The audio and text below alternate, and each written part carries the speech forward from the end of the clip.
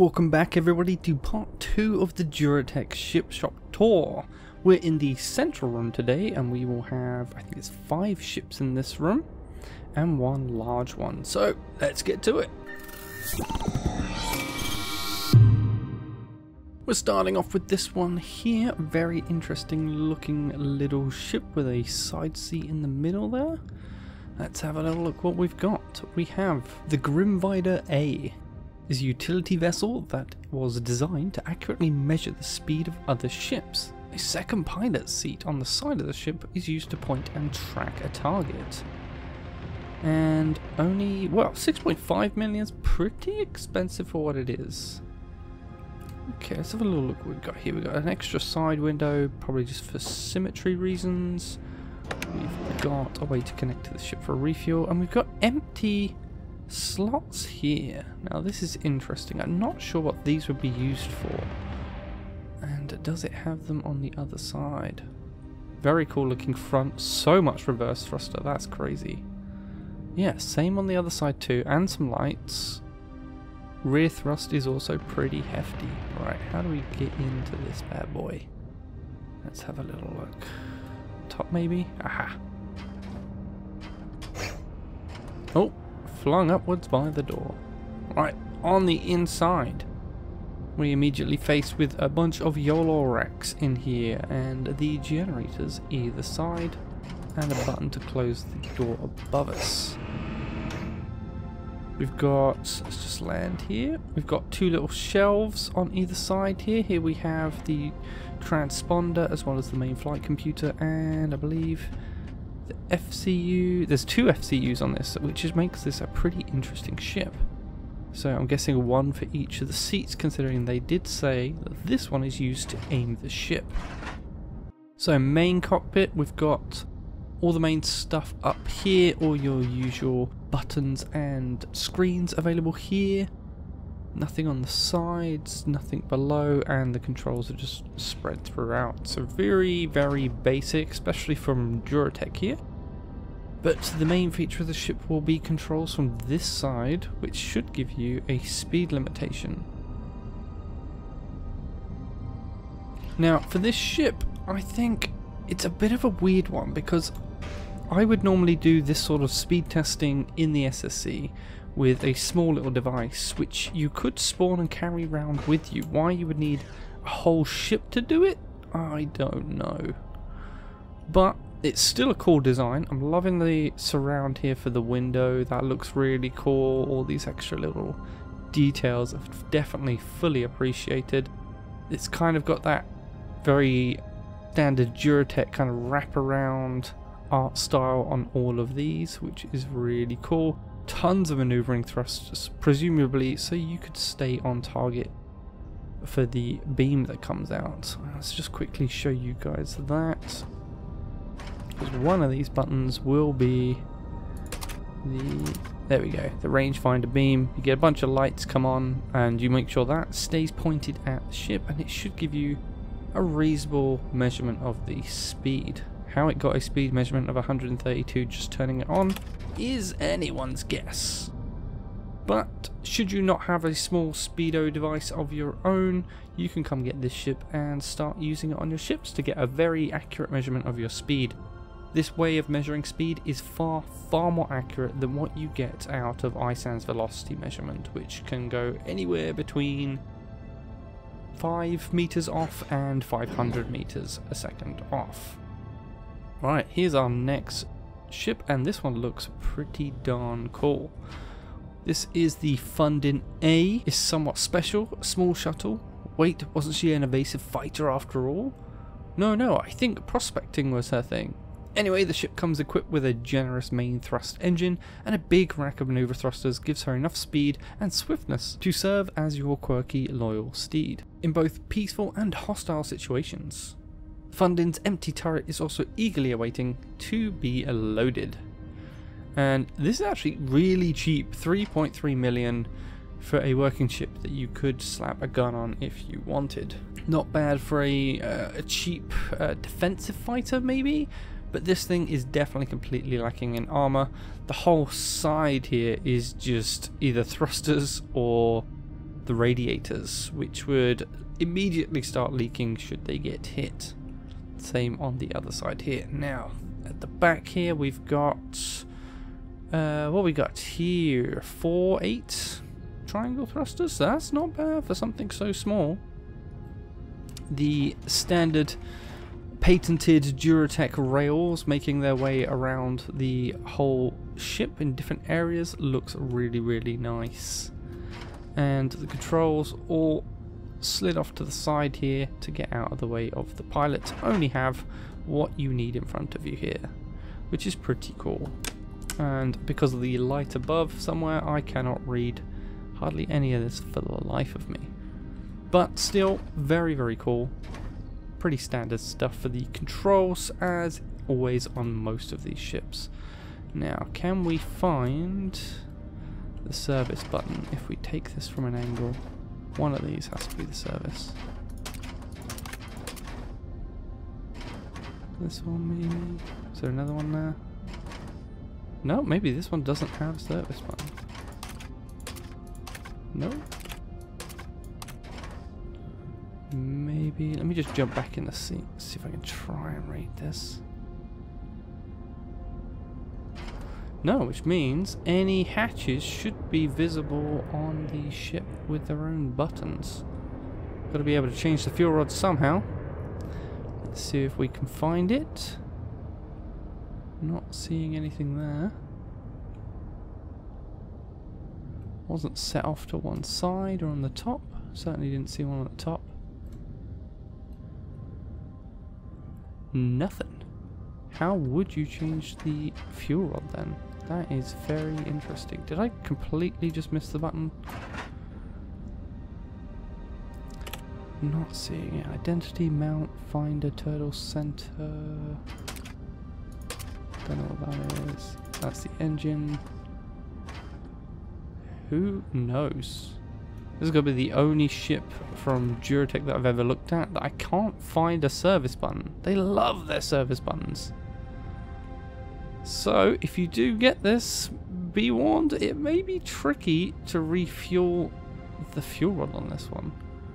I am not seeing any button here whatsoever.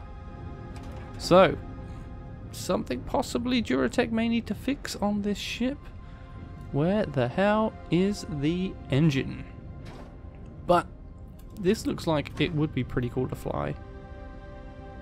All these side thrusters, forward thrusters, this will have plenty of maneuverability. It looks like it'll be pretty fast too, so if you need to go from A to B, this could be an option for you.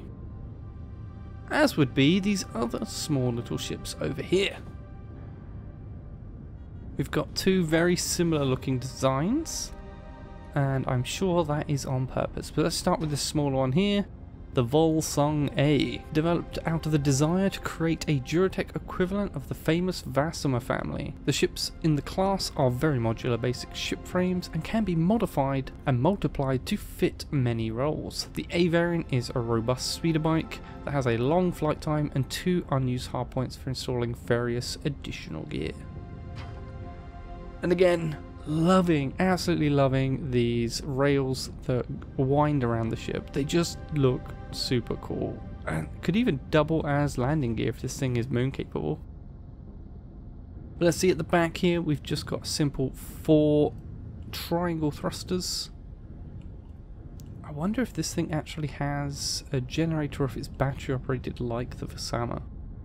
The Volsung is unfortunately no longer available because of the changed thrusters, but with triangle thrusters I don't see them doing it with this. So let's see what we've got. Can't read a bunch of these. Lamp, slow, turtle, service. This one's got a service button. Let's have a look. Where is the service? And of course it's underneath, so let me just reorientate to upside down. We can have a little peek. There we go. So we can access for refuel in here. We can access the fuel rod itself, and the tanks are also accessible through these hatches. So yeah, really cool little ship. I wonder if it's got enough power to have weapons on here.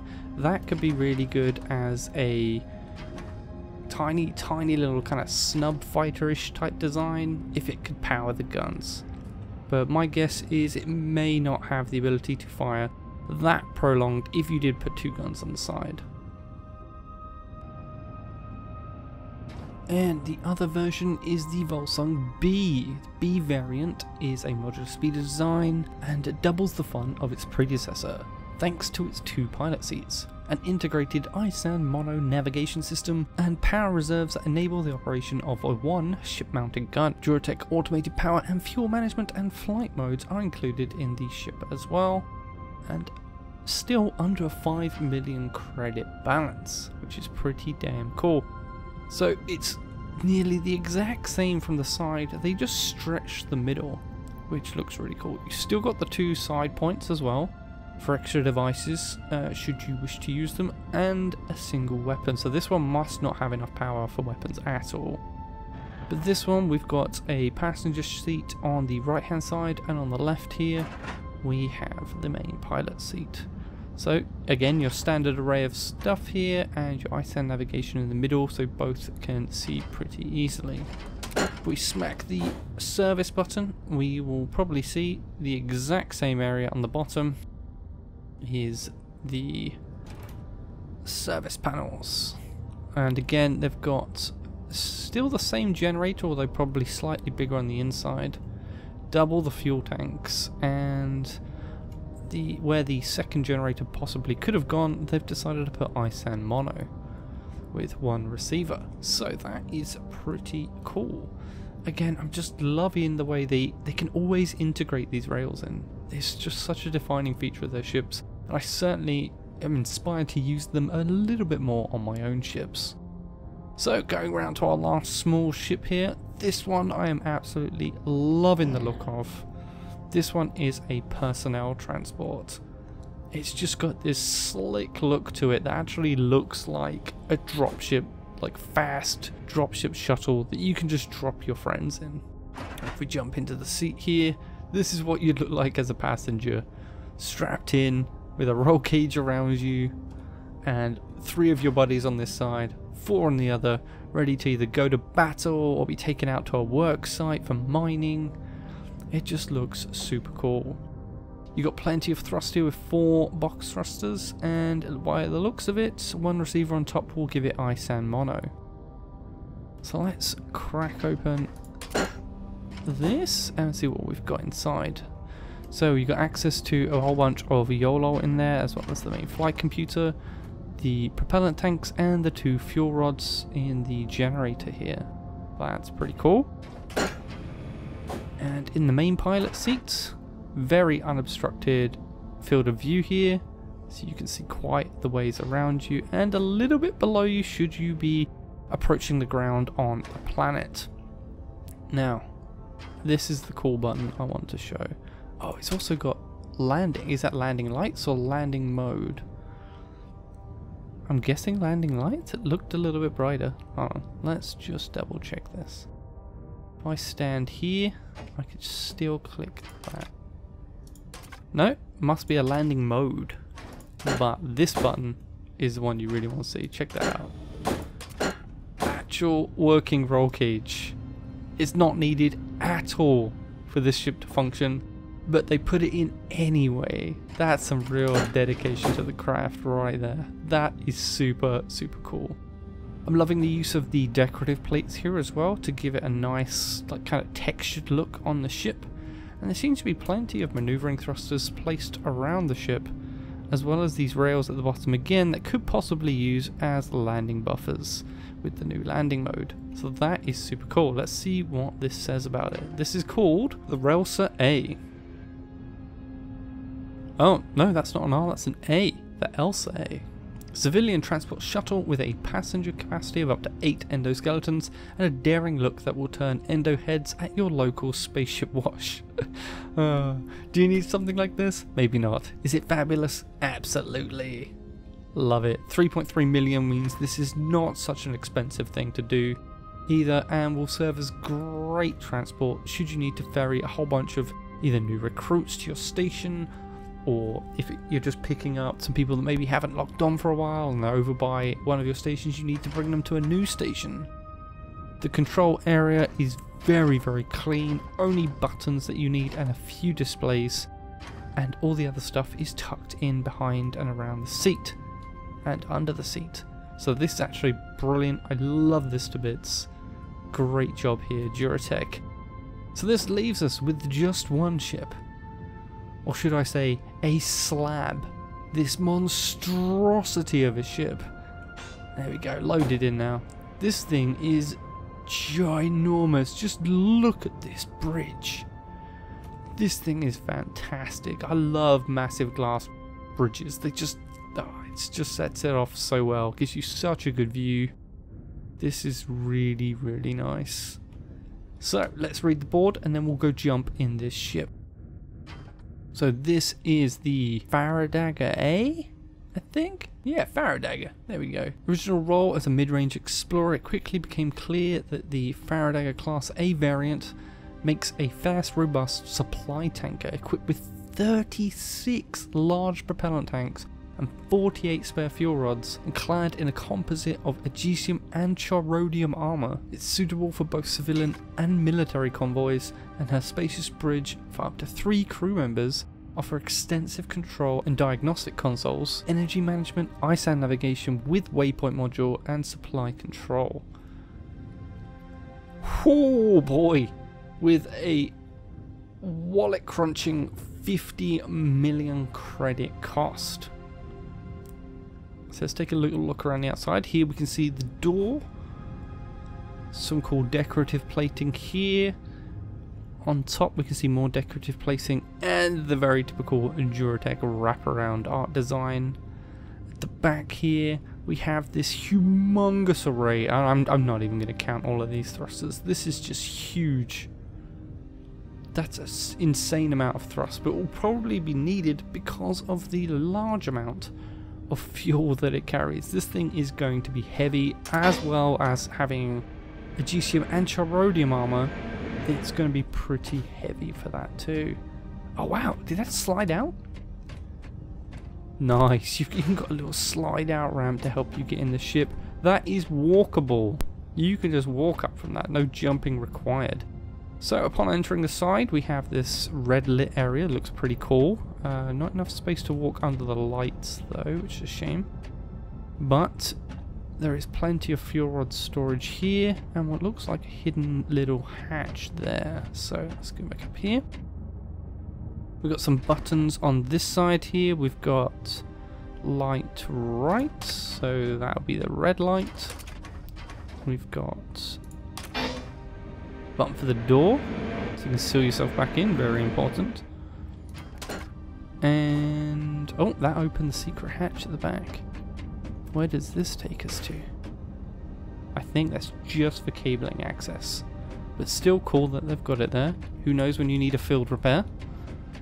Let's just close that up. On here we've got engine light and service. So this engine light is that red light in the middle here, gives it that cool look.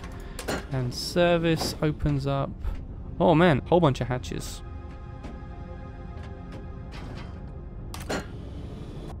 So looking at the engine array here, we've got enhancers here. These are probably, yeah, they're tier 3s.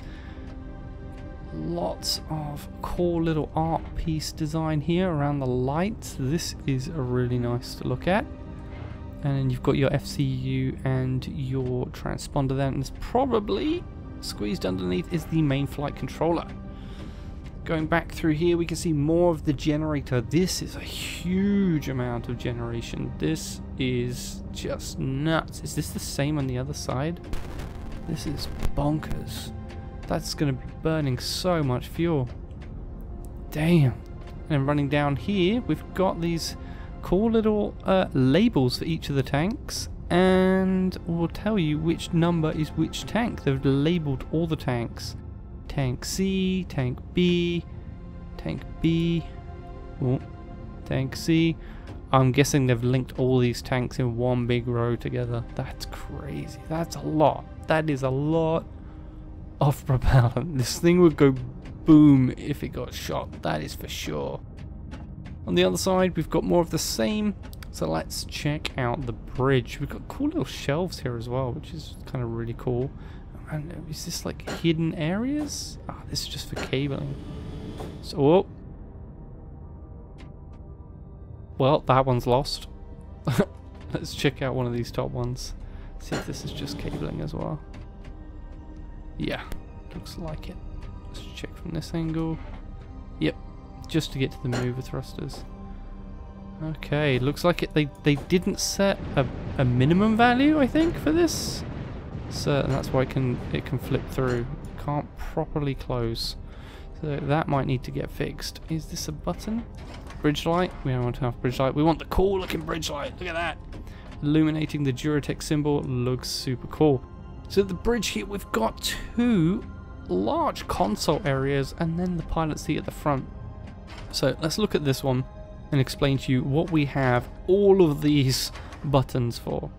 So one of the extra things you can do with ISAN is set up a waypoint navigation system. This uses a bunch of extra chips on top of what you normally have and requires a whole load of extra buttons, as you can see here.